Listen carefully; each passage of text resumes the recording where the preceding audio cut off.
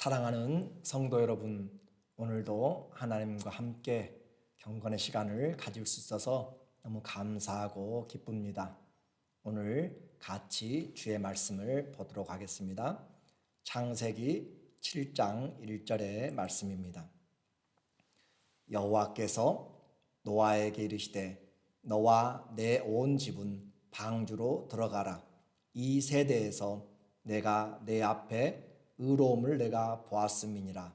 너는 모든 정결한 짐승은 암수 7씩, 부정한 것은 암수 2씩을 내게로 데려오며 공중의 새도 암수 7씩을 데려와 그 씨를 온 지면에 유전하게 하라. 지금부터 7일이면 내가 40주야를 땅에 비를 내려 내가 지은 모든 생물을 지면에서 쓸어버리리라. 여호와께서 자기에게 명하신 대로 다 준행하였더라. 아멘. 오늘은 순종, 구원과 심판에 대해서 말씀을 같이 나누도록 하겠습니다. 하나님은 말씀하시는 하나님이세요. 사람들의 패역을 하나님은 심판하시기로 작정하셨고 하나님의 은혜를 입은 노아를 준비시켰습니다. 하나님은 무슨 일을 할 때 그 사건보다 더 중요하게 사람을 준비시킨다라고 하는 것을 말씀드렸어요. 하나님의 사람이 준비될 때 그 일을 하시게 됩니다. 그러므로 하나님은 그 무엇보다도 사람을 가장 중요하게 생각하기 때문에 교회도 또 우리 인생에서도 사람을 얻는 길을 가장 중요하게 해야 됩니다. 우리 교회가 하나님의 사람들이 준비되면 하나님이 일을 하시고 부흥케 하십니다. 오늘 우리의 모든 삶에서 주님이 우리를 지금 가장 먼저 목적으로 은혜로 살아가도록 준비시킨다는 사실을 기억할 때 얼마나 감사한지 몰라요? 죄가 관영한 가운데 살 때 하나님 말씀을 지키고 산다는 것은 자신의 힘으로 안 됩니다. 그러나 은혜를 입으면 하나님께서 은혜를 주시면 할 수가 있어요. 우리는 어디에 살든지 사망의 음침한 골짜기라도 주의 은혜가 있으면 우리는 갈 수가 있습니다. 그래요. 주의 은혜가 있으면 우리는 질병에서도 일어설 수가 있고 낙담에서도 다시 시작할 수가 있습니다. 주의 은혜를 입으면 우리에게는 막을 것이 없습니다. 주의 은혜는 모든 난관들을 다 덮고 가기 때문에 그렇습니다. 에녹의 증손자 노아입니다. 에녹이 어떻게 300년을 하나님과 동행하다가 하나님께 갔는지 증손자이니까 오래오래 살았다는 사람들이 900년씩 살고 그러니까 충분히 들었어요. 그리고 그에게도 어느 날 하나님의 말씀이 들려졌습니다. 하나님의 말씀이 들려졌을 때 노아는 하나님을 의뢰하기로 그렇게 시작한 것이고 하나님의 메시지대로 잣나무로 또 개역 개정에서는 고페르나무로 방주를 만들라라고 그렇게 6장 14절에 이야기를 했어요. 이 배를 만드는 규격과 모든 양식은 하나님이 말씀하신 대로 해야 됩니다. 그래요. 하나님의 일은 사람의 지혜를 사용하시지만 하나님의 방법대로 그렇게 우리가 해야 되는 것이에요. 우리는 주님께서 이 배를 만들면서 길이가 150m, 높이가 15m, 그리고 너비가 25m가 되는 아주 큰 배를 보게 됩니다. 그리고 3층으로 만들어서 창문을 열도록 그렇게 내도록 하고 밖에는 물이 들어오지 않도록 방수를 하도록 역청을 칠하도록 그렇게 이야기를 했어요. 그러나 이 일은 결코 쉬운 일이 아닙니다. 한 번도 만들어 본 적이 없는 이 배, 그리고 어마어마하게 큰 배죠. 이것은 몇십 년에 끝낼 수 있는 것도 아니에요. 그런데요, 성경은 노아가 어떻게 배를 지었는지에 대해서 한마디도 기록하지 않습니다. 단지 지으라는 명령과 동물들을 각각 다 암수 2씩, 정결한 것은 7씩 해서 넣으라는 것과 그리고 그들이 먹을 양식을 준비하라라고 하는 것으로 끝났지, 얼마나 그들이 어떤 나무를 골라가지고 어떻게 다듬고 하는 그리고 그 만들면서 얼마나 많은 어려움과 난관이 있었는지 정말 한마디도 기록하지 않아요. 오직 순종으로만 그들이 이 배를 만들었다라고 그렇게 이야기를 하고 있습니다. 그러므로 오늘 창세기 7장 1절에 보면은 여호와께서 노아에게 이르시되 너와 내 온 집은 방주로 들어가라. 이 세대에서 내가 내 앞에 의로움을 내가 보았음이니라. 그래서 주님이 지으라 라고 그렇게 6장 14절에서 말씀하시고, 그리고 나서 이 7장 1절에는 방주로 들어가라 라고 그렇게 이야기를 해요. 방주가 완성된 것이죠. 이 방주는 약 120년 정도 걸린 것으로 추산이 됩니다. 정말 힘들고 오랜 작업이었어요. 아무도 그렇게 쉽게 만들 수 있는 경험이 있었던 것이 아닙니다. 다시 말씀드리지만은 하나님 앞에서 그들은 살았고 순종으로 완성되었어요. 6장 22절에 노아가 그와 같이 하여 하나님이 자기에게 명하신 대로 다 준행하였더라. 7장 5절에도 노아가 여호와께서 자기에게 명하신 대로 다 준행하였더라. 다 준행하였더라. 한마디로 다 순종하였더라 라고 하는 것으로 우리에게 들려줍니다. 신앙생활은 좋은 환경에서만 되는 것이 아니에요. 우리는 신앙생활 하면서부터 복을 기대하고 길이 순탄하게 열리기를 원하지만 결코 그렇게 믿음은 인내가 요구되고 진짜 믿음인지 검증이 필요한 것처럼 믿음은 내가 하나님을 사랑하는 증거를 우리에게 수반하도록 요구를 하고 있어요. 수많은 어려움을 직면하면서 시험에 들고 또 그 가족들이 함께 살아가면서 이 배를 만드는데 얼마나 많이 낙심하고 조롱을 받고 했겠어요?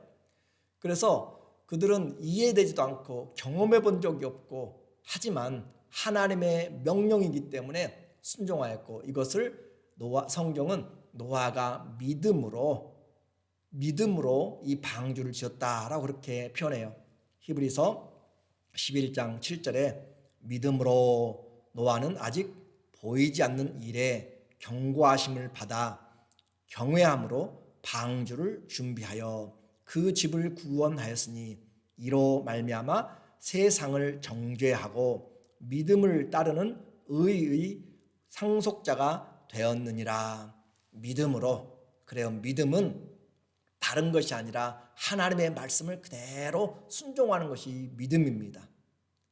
행함이 없는 믿음은 온전한 믿음이 아니라 죽은 믿음이라고 이야기했죠. 그 믿음에는 하나님을 경외함이 필요해요. 순종에는 하나님의 경외함이 필요합니다. 경고하심을 받아 경외함으로. 경고를 받아도 그 말을 무시하면 순종이 되지 않습니다. 하나님을 경외하기 때문에 인간적으로 지식적으로 이해되지 않고 경험해보지 않았어도 그 말씀을 순종하는 것이에요. 사람들은 노아를 미친 자처럼 여겼음이 분명합니다. 왜냐하면 비를 제대로 경험해 본 적이 없고 장마철도 경험해 본 적이 없는 그들에게 비로 인하여서 세상이 심판당하고 아예 멸망 이르기까지 그렇게 될 것은 정말 말이 안 되는 소리예요. 말이 안 되는 소리. 그래서 그와 같은 상황에서 노아의 가족들 하루 이틀을 할 것 같으면 힘써서 하겠죠. 1년, 10년, 그렇게 20년, 몇십 년 그렇게 되어가면서 가정에 내분이 없겠어요? 갈등이 없겠어요? 며느리들의 다툼이 없겠어요? 그런데 성경은 그 모든 것에서도 조용하고 언급하지 않고 그들이 어떤 상황이었든지 간에 이 말씀을 순종하였다라고 하는 것만 우리에게 말을 해줍니다. 인간적인 갈등이야 당연히 있었겠죠. 그래서 그와 같은 갈등들을 하나님 앞에서 그들은 믿음으로 다 이겨냈다라고 하는 것이에요. 난감한 일들 많이 있습니다. 그래서 하나님 앞에서 순종하는 것은 내 생각으로 하는 것이 아니라 하나님의 말씀으로 하는 것입니다. 아마 성경에 인물들이 많이 나오지만 이렇게 노아처럼 황당한 일에 100여 년이 넘도록 그렇게 순종하면서 살아가는 사람은 그렇게 없는 것 같아요. 에녹이 300년을 동행했지만 이와 같이 미친 것 같이 보이고 정말 말도 안 되는 일을 해가면서 그렇게 동행했던 것은 아닙니다. 노아는 정말 이 보이지 않는 하나님의 말씀을 듣고 그 말씀을 이제는 하나씩 하나씩 나무를 베어가면서 그렇게 보이는 증거들로 그렇게 살아가야만 했기 때문에 그래요. 뿐만 아닙니다. 그는 이 배만 짓는 일에 몰두한 것이 아니라 그 사람들에게, 하나님 앞에서 범죄한 사람들에게 의를 전파하였어요. 베드로 후서 2장 5절에 옛 사람을 용서하지 아니하시고 오직 의를 전파하는 노아와 그 7 식구를 보존하시고 경건하지 아니한 자들의 세상에 홍수를 내리셨으며, 의를 전파하는 노아는 그 배를 지으면서 시간 되는 대로 하나님의 의로움을 전했어요. 하나님은 의로우시다. 다시 말하면 여러분은 불의하다 이 말이죠. 하나님과 관계를 회복하라. 다시 말하면 회개하라. 그렇게 의를 전파했어요. 노아는 그뿐만 아니라 농사일에도 바빴죠. 왜냐하면 6장 24절에도 너희는 이 동물들이 배 안에서 먹을 양식을 준비하라 했기 때문에 농사도 지어야 되지요. 의를 전파하지요. 그리고 정말 그 큰 배를 지어 나가야 되는 삶 가운데서 그들은 또 다른 일들을 하고 있는 것이에요. 그래서 성도도 이렇게 살아가면서 하나님의 일만 한다고 되는 것이 아니라 세상을 향하여서 우리는 삶을 같이 가지고 있는 것이에요. 그리고 또 하나 하나님의 복음을 증거하는 것이에요. 그런데도 우리는 하나님의 말씀이기 때문에 순종하면서 사람들이 우리를 어떻게 보든지 관심하지 않습니다. 우리는 사람들 앞에서 하나님의 말씀을 듣는 것이 옳은가 그렇지 않은가를 우리는 생각하면서 순종을 하고 있는 것이죠. 이렇게 눈에 보이는 방주를 지어가면 갈수록 사람들은 점점 이상하게 생각하고 그렇게 이들을 아주 다른 사람처럼 생각했을 거예요. 결국 이들은 그 믿음대로 방주를 지었습니다.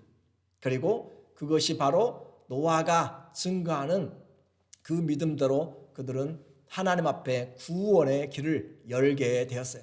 그들이 배를 만들었지만 이제는 방주가 그들을 구원하게 됩니다. 노아의 이 심판에 대한 외침은 그 사람들에게는 기회였어요. 조롱하고 멸시하고 무시했지만 구원받을 수 있는 기회가 바로 노아의 입이 말을 전할 때였고 그들이 들을 수 있는 기회가 있을 때요.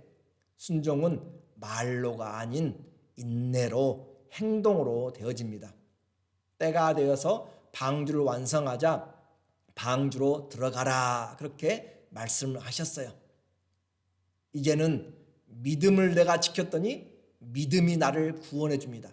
노아가 방주를 만들었더니 방주가 그를 구원한 것처럼 내가 믿음을 지켰더니 그 믿음이 우리를 구원해 주세요. 구원해서요. 그래서 심판의 날이 우리는 언제인지 모르지만 방주가 완성되어서 이제 하나님은 그 심판의 방법과 그 때를 이야기하십니다. 7장 4절에 지금부터 7일이면 내가 40주야를 땅에 비를 내려 내가 지은 모든 생물을 지면에서 쓸어버리리라. 그래요. 주님은 이 방주가 완성되기를 기다리고 계셨고 그리고 그 방주가 완성되자 노아에게 그 가족에게 들어가라 동물들로 들어가게 한 다음에 7일이면 주님이 그 시간을 통하여서 심판하겠고 40일을 밤낮으로 땅에 비를 내리겠다라고 하는 심판의 방법을 이야기를 했습니다. 또 심판의 때를 이야기를 했습니다. 이제 마지막 남은 7일이에요. 그 7일 동안 노아는 얼마나 그 목소리가 다급했는지 얼마나 더 높아졌는지 우리는 알지를 못해요. 하나님 앞에서 이제는 분명한 시간까지 그렇게 제한된 시간까지 받았는데 사람들은 그의 말을 듣지 않았습니다. 하나님 앞에서 심판이 이제 시작됩니다. 얼마나 많은 사람들이 귀를 기울였는가요? 그렇게 오랫동안 했지만 구원받은 사람은 노아의 8명의 식구뿐입니다. 오늘 우리는 이것이 우리의 인생에도 믿음에도 아주 중요해요. 나중에 구원 받으면 되겠지, 나중에 믿으면 되겠지, 나중에 은혜 받으면 되겠지, 나중에 기도하면 되겠지라고 생각할지 몰라요. 나중에 성경 읽으면 되겠지라고 할지 모르지만 우리는 그것을 장담하지 못합니다. 많은 사람들이 십자가의 강도가 마지막 구원을 얻은 것처럼 나도 그렇게 그 순간을 잡으면 되겠지라고 생각할지 몰라요. 그러나 그 또한 강도는 그런 기회를 아예 놓쳤고, 우리는 성경에서 이야기합니다. 내가 쌓은 선에서 선을 행하고 쌓은 의로움에서 의를 행하고 쌓은 거룩함에서 거룩함에 이르라 라고 그렇게 이야기해요. 반대로도 이야기합니다. 쌓은 악에서 악을 행하고 쌓은 불의에서 불의하도록 내버려 두라. 곧 심은 대로 거두리라 라고 말해요. 우리가 믿음을 심고 의를 심고 하면 쌓여서 결국 그대로 우리가 거두게 됩니다. 내가 지금 경건의 훈련을 하면 그 훈련이 나에게 그 씨로 열매를 맺게 되는 것이에요. 그래서 경건의 훈련이 중요합니다. 순종은 다른 여러 환경에서도 하나님 말씀을 최고로 우선으로 하는 것이에요. 그 하나님의 말씀을 우리는 무시하게 되면 안 되는 것이에요. 베드로는 밤새도록 고기를 잡았지만 한 마리도 잡지 못했어요. 그러나 주님의 말씀에 의지하여서 내가 그물을 내리리다 했을 때 그물 가득한 고기를 얻게 되었어요. 그는 자기의 경험과 지식보다 하나님의 말씀을 더 우선순위했습니다. 사울 왕은 아말렉을 다 죽이라라고 하는 그 말씀에, 또 양떼나 모든 것을 다 죽이라는 말씀에 그는 하나님 말씀보다 자기의 욕심, 자기의 생각으로 불순종을 했어요. 그래서 그가 원하는 것들을 남겨놓았습니다. 우리는 하나님의 말씀이 그 어떤 것보다 우선이라는 것을 알아야 돼요. 순종보다 아름다운 믿음은 없습니다. 믿음의 완성은 자원하는 순종이에요. 또 때로는 자원이 안 되더라도 억지로라도 순종하는 것이 복이 되는 것이에요. 순종이 제사보다 예배보다 낫다고 그랬어요. 아무리 예배 많이 드리고 아무리 성경 많이 읽고 아무리 기도를 해도 순종하지 아니하면 아무 의미가 없습니다. 순종하는 성도는요, 시험에 들지 않습니다. 시험에 들어도 이겨냅니다. 어떤 시험도 이겨내게 되고 결국은 구원을 이루게 됩니다. 순종은 절대 내 마음대로 이해되지 않아요. 아브라함이 독자 이삭을 바치라 라고 그렇게 하나님이 말씀했을 때, 시험을 받았을 때도 순종하여 갔어요. 이해되지 않습니다. 하나님이 약속을 해놓고요. 그래요. 힘들고 어려워도 하나님을 끝까지 신뢰하고 말씀을 가장 우선으로 생각하는 것, 이것이 순종입니다. 순종이 믿음이고 순종이 능력입니다. 올 한 해 우리는 우리 각각 믿음 생활에서 최고의 순종을 하나님 앞에 보임으로 정말 주님 앞에 믿음으로 살았다고 하는 그런 한 해의 고백을 했으면 좋겠어요. 오늘 하루도 주님 말씀하신 대로, 주님 내가 기도하면서 하나님이 내 안에 말씀을 들려주신 대로 주님 앞에 순종함으로 주님의 뜻을 이루고 우리의 삶이 주님을 기쁘시게 하는 증거를 하나씩 만들어가는 귀한 나그네 된 삶이 되기를 예수 그리스도의 이름으로 축원합니다. 아멘. 기도하겠습니다. 하나님 아버지, 우리의 순종이 얼마나 부족한지요. 이것저것 다 생각해보고 미루고 또 불순종할 때가 너무 많이 있지만 오늘 다시 주의 말씀을 통하여서 주님의 은혜 받은 자로 순종하기를 소원합니다. 말씀하시면 듣겠나이다. 주님이 말씀하신 대로 순종하는 한 걸음 한 걸음 순종하다 보니까 주님의 온전한 순종이 이루어지고, 에녹이 하루하루 동행하다 보니까 300년을 동행하고 천국에 간 것처럼 오늘 우리의 삶에서도 작은 것부터 하나씩 순종함으로 주님을 기쁘시게 하는 삶이 되도록 오늘 하루도 주님 작은 것에서부터 순종할 수 있는 지혜를 주시고 마음을 주시고 하나님의 은혜를 부어 주시옵소서.